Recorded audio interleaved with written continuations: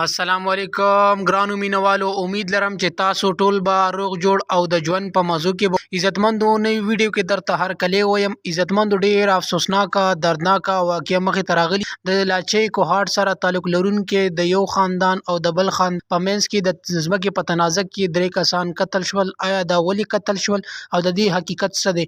مرګرو مکمل معلومات تر سره په دې ویډیو کې شریکوم. زموږ سره اوسئ چې د مکمل معلومات نه خبر شئ. ویډیو کتون مخکې که تاسو زموږ په د روشن کلیک چینل کې نوی وای نو زموږ چینل د سره ضرور سبسکرایب کړئ چې زموږ کومه معلوماتي ویډیو راځي چې هغه تاسو ته زر تر زر دررسي. او د دې سره د ټالۍ نشانه مو وي چې تاسو د تازه معلومات نه زر تر زر خبرې. مرګرو ډیر افسوسناکه دردناکه واقعه مخې ته راغلي دی.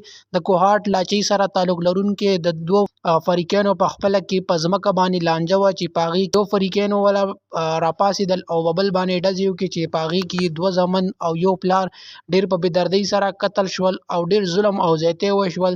د دغه د سړي ښځې او مور د دغه هلکانو مور دا خبره کوله چې ما سره ډیر زیات ظلم او زیاتۍ وشو، حالانکې زما په کور کې 3 زامن چې په هغې کې 2 زامن ماله قتل شول او یو زما خاوند قتل شول. یقینا چې دا ډیر سخت لمحات دي او ما باندې یو قیامت راغی، ځکه چې زما په کور کې د 3 د کار سړي چې هغه 3 واړه دی قتل کړل. آیا زموږ د دومره ظلم او زیاتۍ موږ سره دومره ولې وشو؟ د ځمکه خو چا موږ په سر نه وړله. مور ډیر په چیغو چیغو ژړل او پولیس ته هم دا خبر وکړه چې زموږ قاتلان دې زر تر زره گرفتار کړلی شي او دوی له دې 500 ورکړلی شي، ځکه چې دې زما سره دومره ظلم او زیاتۍ وشو نو زما نور خواهش نشته چې زه زندگی تېره کړم.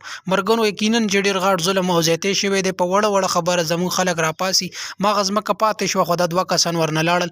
امید لرم چې تاسو به زموږ ویډیو ضرور خوښ وي. نورو معلوماتي ویډیوګانې لپاره چینل ضرور سبسکرایب کړئ. ډېره مننه، شکریه.